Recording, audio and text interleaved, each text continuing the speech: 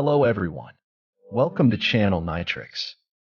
The Small Universe DIY handheld console is approximately 65% complete, which will come with the following capabilities.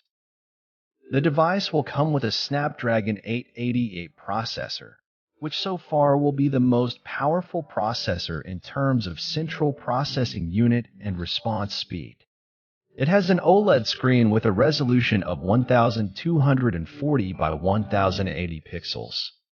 Until now, there is no certain information about whether the device's screen will be a touchscreen or a regular screen. The device comes with a metal body with a strange and different feature so far, which is the mechanical rotating screen, which supports arbitrary switching between horizontal and vertical screens. The official price of the entire device has not been announced yet.